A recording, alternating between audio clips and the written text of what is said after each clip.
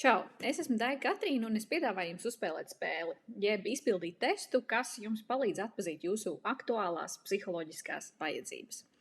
Lai šo testu izpildītu, jums būs nepieciešama darba lapa, kuru jūs vai nu jau esat saņēmuši lejuplādējumā formā, vai arī varat to lejuplādēt zem šī video vai sekojot saitēm, kas ir iekļautas teksta laukos ap šo video.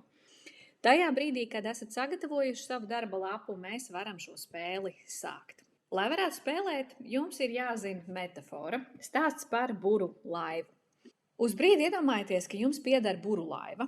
Šajā stāstā tā simbolizē jūs pašu, kas burā pa okeāna ūdeņiem, kas šajā stāstā okeāna ūdeņi simbolizē pasauli un jūsu dzīvi tajā.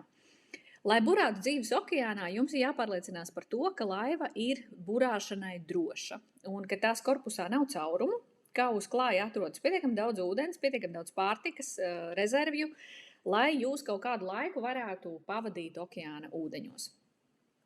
Laivas korpusa piemērotība burāšanai un nepieciešamās lietas uz klāja ir pamatvajadzības, kas veido drošību un rada iespēju buru laivai iziet plašajos okeāna ūdeņos. Ja šīs pamatvajadzības nav piepildītas, burāt vai nu nav iespējams, vai arī buru laivas komandas enerģija pastāvīgi tiek novirzīta uz to, lai laiva nenogrimtu, lai ūdens iekšā netecētu pa caurumiem, lai tas tiktu laikus izsmelts, lai caurumi tiktu, ja ne aizlāpīti, tad vismaz pielāpīti uz laiciņu, un lai laiva stāvētu uz ūdens līdzsvara stāvoklī, nevis peldētu uz priekšu, piemēram, sagāzusies uz vienu pusi. Un vienlaikus, ja komandas enerģija nemitīgi tiek novirzīta korpusa stabilizēšanai, jums ir iespēja izlaist līkumiņu okeānā arī tad, ja buru laiva nav līdz galam droša. Respektīvi, ja visu laiku kāds velta uzmanību tam, ka jāpasmeļ ārā ūdens, tad mēs varam arī burāt ar šādu mazliet cauru laivu. Savukārt, lai iemīlētu burāšanu un piepildītu ilgas pēc mirkļiem, kad jūs mierpilni stāvat savā buru laivā uz klāja, baudat saulrietu, jums ir sākotnēji jāiemācas burāt, vai ne? Ir jāzina un jāizkopja prasmes, jāatklāj savas spējas, savu talanti, kā to labāk darīt, kā uzvilkt, kā nolaist buras, ir jāapgūst laikapstākļu signāli, lai jūs zinātu, kādos apstākļos rīkoties. Šīs prasmes ir jāslīpē caur pieredzi, mēģinot iziet okeāna ūdeņos. Krastā stāvot to īsti nevar noslīpēt. Tāpat ir jāspēj kļūt ievainojamam, iespējamo dzīves viļņu un vēju priekšā. Jābūt gatavam augt un attīstīties nepārtraukti dienu no dienas. Un tikai tad, kad jūs esat pārliecināti, ka kuģu korpusu burāšanai ir piemērots kaut vai uz laiku, un tikai tad, kad jūs esat gan nostiprinājies savā pārliecībā par prasmi burāt un pielāgoties vējiem, jums ir iespēja sākt burāt un piedzīvot mirkļus, kad burāšana sniedz patiesi prieku. Un tie ir tie mirkļi, kad mēs saulrietā vai saulāktā varam stāvēt uz burulaivas klāja, ķert vēju, no sirds izbaudīt atrašanos okeāna ūdeņos. Tāpat tie ir mirkļi, kad kapteinis ar pārliecību var uzņemt kursu uz vienu vai otru galamērķi un aizrautībā šķelt viļņus, līdzās iespējams citai buru laivai. Tie ir būtībā tie mirkļi, kad cilvēks uz buru laivas klāja jūtas vienots ar okeānu. Apdomājiet, kāda buru laiva, kura simbolizē noteiktu vajadzību kopumu, jums pieder. Tagad mēs ķersimies pie spēles. Es būšu pirāts, kurš šaus pa jūsu buru laivām ar 12 jautājumiem. Un jūsu uzdevums ir uz katru jautājumu sniegt atbildi jā vai nē. Ja atbildi ir jā, šāviens iet jūsu burulaivai garām, ja atbildi ir nē, tad šāviens trāpa jūsu kuģa korpusā vai arī burās. Un mēs virzīsimies no apakšas uz augšu, un jums šī video ietverā būs priekšā arī attēls, kurš jums mazliet teiks priekšā, kurš jautājums uz kuru kuģa segmentu, burulaivas segmentu attiecas. Pirmais jautājums, vai es fiziski esmu drošībā? Ja nē, šāviens trāpa kuģa korpusa apakšējā līmenī, kreisajā pusē. Otrais jautājums, vai es faktiski komunicēju ar citiem cilvēkiem? Ja atbildi ir nē, šāviens trāpa korpusa kreisajā pusē, vidējā līmenī. Vai es izjūtu citu cilvēku sniegtu atzinību? Ja atbildi ir nē, šāviens trāpa korpusa kreisajā pusē, augšējā līmenī. Vai es emocionāli jūtos droši par sevi? Ja nē, šāviens trāpa korpusa labajā pusē, apakšējā līmenī. Vai es izjūtu saiknes, piederības izjūtu ar tuviniekiem?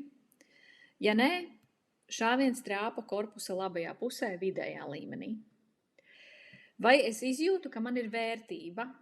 Nē, šāviens trāpa korpusa augšējā līmenī, labajā pusē. Vai mani patiesi kaut kas interesē un aizrauj? Ja atbilde ir nē, šāviens trāpa burās, labajā pusē, apakšējā līmenī. Vai es citiem atklāti parādu savas intereses jomas, ar kurām es aizraujos? Ja nē, tad šāviens trāpa burās, kreisajā pusē, apakšējā līmenī. Vai es izjūtu mīlestību, labvēlību pret pasauli un cilvēkiem kopumā? Ja nē, šāviens trāpa burās, labajā pusē, vidējā līmenī. Vai es izpaužu ārēji savu mīlestību, labvēlību pret pasauli cilvēkiem? Ja nē, tad šāviens trāpa burās, kreisajā pusē, vidējā līmenī. Vai man ir izjūta, ka es virzos savu vērtībās orientēto mērķu virzienā? Ja nē, šāviens trāpa burās, labajā pusē, augšējā līmenī. Un vai pastāv ārēji redzami apliecinājumi, ka es īstenoju savus vērtībās orientētos mērķus? Ja nē, tad šāviens trāpa burās, kreisajā pusē, augšējā līmenī. Pārskatiet lūdzu caurumus savā buru laivā un vēlreiz pārējiet pāri tiem un atbildiet uz 2 jautājumiem. Pirmais, vai es pēc šīs vajadzības piepildīšanas iekšēji tiecos pašreizējā dzīves periodā? Un otrs jautājums, vai šī vajadzība man šobrīd ir aktuāla? Iespējams, kaut kur jūs atzīmējāt caurumiņus, bet paskatieties, vai vispār jums šobrīd dzīvē ir vēlme pie kaut kā tāda nokļūt, uz ko šis jautājums vedina. Un ja jūsu atbildi ir nē, man šis nav aktuāli, tad izdzēsiet tos caurumiņus, kur tas nav aktuāli. Un tā rezultātā jūs nonākat pie būtībā tāda diagnostiska materiāla, kur jums ir buru laivā palikuši caurumi, un tās ir tās zonas, kur jums pašreizējā dzīves periodā ir aktuālas, neapmierinātas vajadzības. Un tās vienlaikus ir arī zonas, kurās jums ir pašreizējās dzīves brīdī pieejams vislielākais izaugsmes potenciāls caur vajadzību piepildīšanu.